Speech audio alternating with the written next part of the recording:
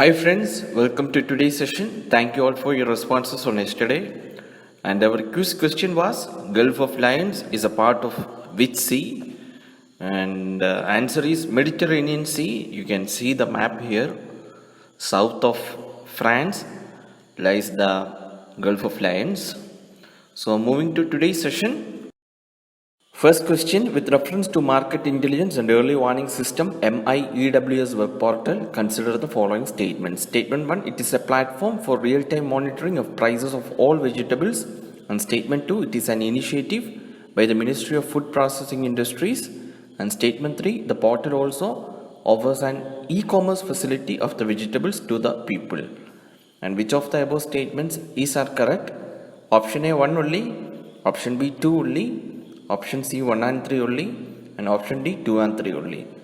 The correct answer here is option B 2 only. And recently the Food Processing Ministry has launched a new market intelligence and early warning system MIEWS portal to monitor the prices of top crops, that is tomato, onion and potato. So it's for top crops only, not for all vegetables. That is the portal you can see in the picture. And it provides advisories to farmers to avoid cyclical production and issue early warnings in situations of abundant supply. It will simultaneously generate alerts for price intervention under the terms of Operation Green scheme. Operation Greens is a 2018-19 budget scheme. Under the scheme, during a glut situation, that is if there is abundance in supply, the evacuation of surplus production from the producing areas to consumption centers will be undertaken. So this portal will act as a medium to that objective of Operation Greens. And it will generate early alerts in case there is going to be a major change in the price of these crops. This will help in planning and timely intervention for the price stabilization. Why this is needed? Because we know the volatility in the prices of onion, tomato and potato. Especially 2-3 months before, there was a huge surge in the price of onion and people were comparing onion prices with gold's price. And this happens because we Indians consumes onion, tomato and potato every day in our curries, salads, sabjis, etc. It's like we can't even think about a life without them. So it means there is year-round demand. So supply, however, is seasonal, means farmers produce this product not around the year, either in Rabi or Kharif season they produce. Hence the surge in price occurs sometimes when the demand is high and supply is less. So let's hope the initiative market intelligence and early warning system will be a lead in stabilizing the price of tops in India. And our quiz question for today is based on this topic only. Which state is the largest producer of onion in India? So please post your answers in the comment section, guys. We will now move to the second question. With reference to Central Consumer Protection Authority, consider the following statements. Statement 1, it will inquire or investigate into matters relating to violations of consumer rights or unfair trade practices suo moto. And statement 2, it will recall goods or withdrawal of services that are dangerous, hazardous or unsafe. And statement 3, it can impose a penalty up to Rs 10 lakh with imprisonment on the manufacturer or endorser of false and misleading advertisement. Which of the above statements are correct? Option A 1 and 3 only, option B 2 and 3 only, option C 1 and 2 only, option D 1, 2 and 3. So the correct answer here is option D 1, 2 and 3. All the above statements are correct.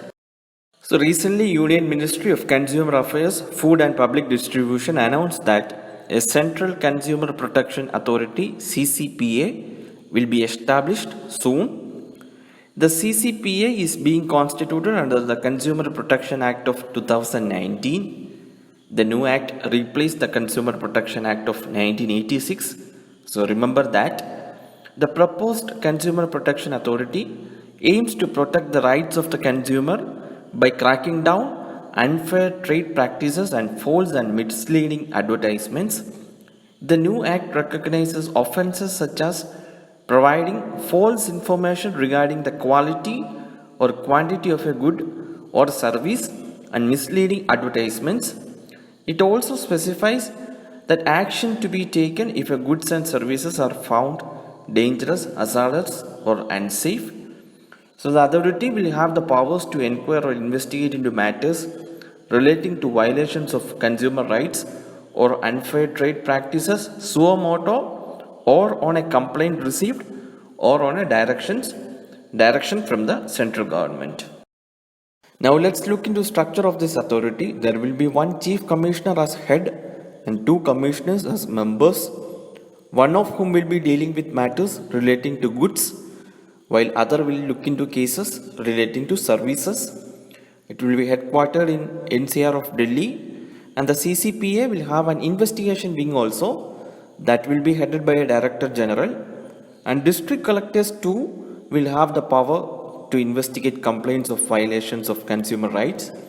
And if goods and services are not meeting standards, it can recall goods or withdrawal of services that are dangerous, hazardous or unsafe. It can pass order for a refund the prices of goods and services so recalled to the purchasers. It can impose penalties also. There are different slabs of penalty starting from fine up to rupees 1 lakh with imprisonment up to 6 months, and the upper limit of penalty is fine of rupees 10 lakh or more with a minimum imprisonment of 7 years extendable to imprisonment for life. So this is a very important topic related with mains also. Keep a watch on all developments on this. We will now move to the last question for the day. With reference to National Science Day 2020, consider the following statements. Statement 1, it is celebrated to commemorate the discovery of the Raman effect. And statement 2, the theme of National Science Day 2020 is Women in Science. Which of the above statements are correct? Option A 1 only, option B 2 only, option C both 1 and 2, option D neither 1 nor 2. So the correct answer here is option C, both 1 and 2, both statements are correct. So guys, it is 28th February is celebrated as National Science Day in India. It is celebrated to commemorate the discovery of Raman effect, which led to Sir C.V. Raman winning the Nobel Prize. And this year the theme for National Science Day is Women in Science, which aims to appreciate the contribution of women in the field of science. So nothing much to discuss in this topic. So that's all for today guys. We will see tomorrow with another set of questions. Thank you for watching.